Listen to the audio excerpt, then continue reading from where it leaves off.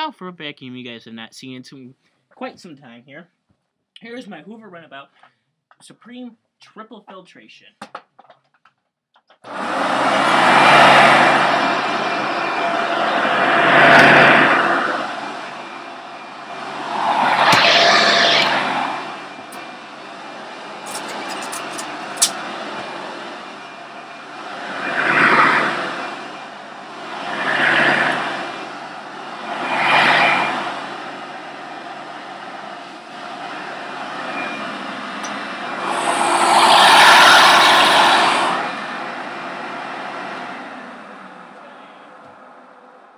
Decent cord I put on it.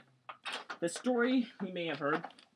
I got this from a local vacuum store called Dave's Vacuums in Sheffield Lake, Ohio, which is actually under new ownership now.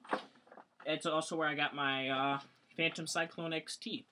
I got this from them originally for a parts vacuum for a older red slide top for the bag change runabout to take the fan off. But I decided to save it and keep it like it is.